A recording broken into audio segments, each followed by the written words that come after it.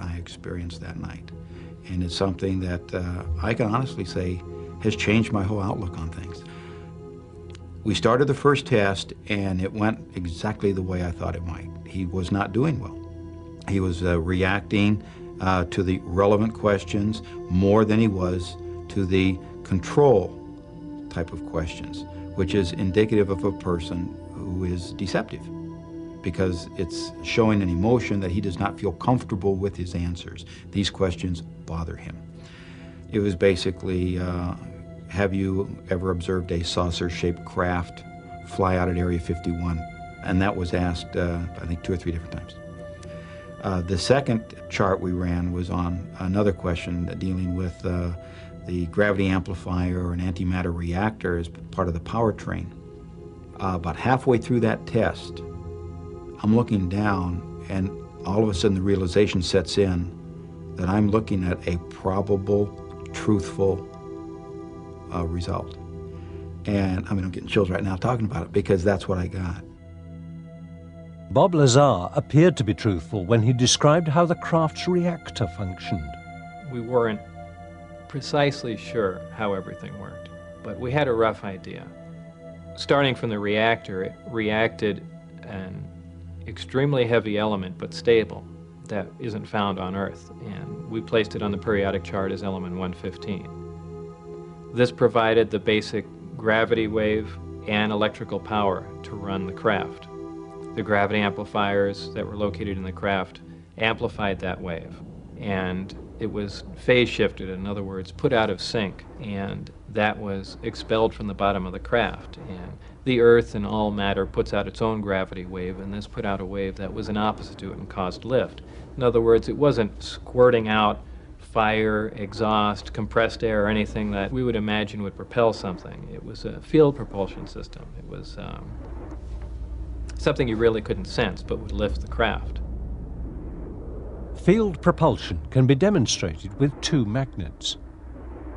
Set one way, the magnet's poles will attract. Set the other way, the magnets will repel each other.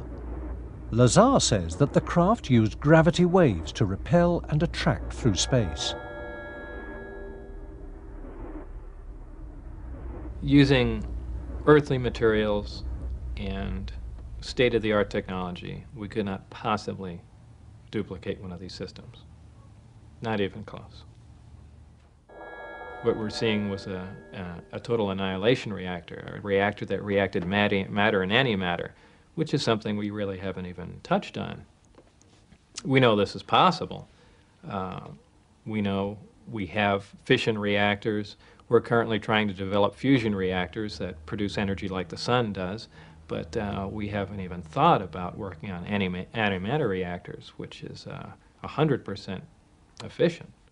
And here was a working model of it, not just a working model of it, but it was small. It was something that a person could lift. And we're looking at something that you can hold in your hand and puts out more power than our full-size nuclear power plants. So this wasn't just a little bit advanced from our technology. This was something big. Did Bob Lazar work out at Area 51? There is no hard evidence. Is Bob Lazar a qualified scientist? Is what he says in interviews accurate? Lie detector tests were inconclusive. An investigation by one man, Tom Mahood, an engineer from California, found flaw after flaw in Lazar's statements. But at first, he found Lazar convincing. About 3 years ago, I hooked up with the internet. I started exploring, and I came across Bob Lazar's story. And I really found it fascinating. The way he told his story seemed to ring of truth, and there were a lot of little details that he had on his stories that I found just utterly fascinating. It kind of captivated me. There was a couple times I woke up in the middle of the night disturbed. I mean, I really believed that story. It seemed that credible to me.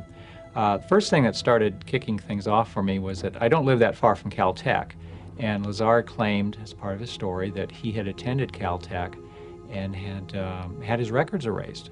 I thought, well, this is an interesting possibility for me to look into it and see if I could find any trace of Lazar at Caltech.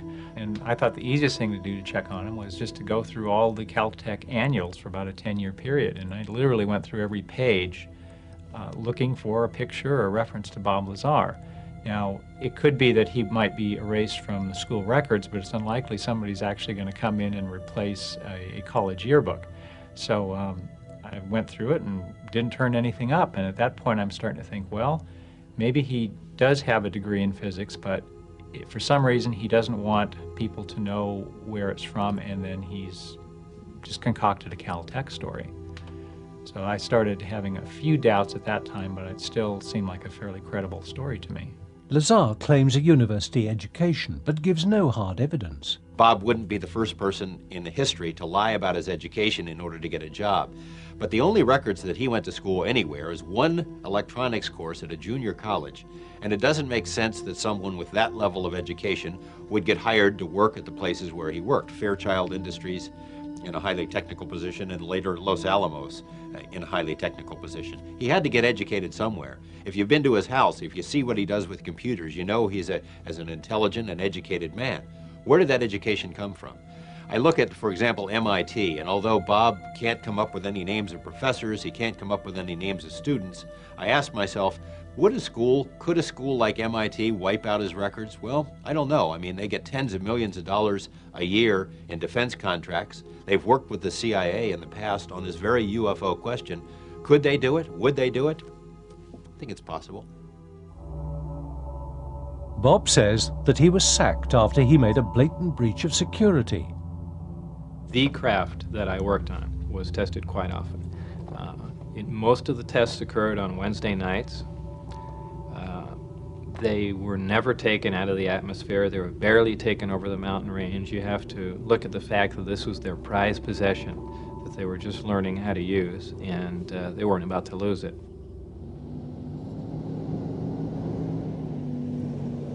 I had the timetables for the specific testing dates and times. And I did bring some friends on a specific day where I wouldn't be working, and they got to view some of the tests for themselves. It's just sitting there. Lazar claims that they saw a bright, brilliant light. It was the alien spacecraft moving through the sky in directions and angles beyond the performance of conventional aircraft. Coming toward us! Coming over.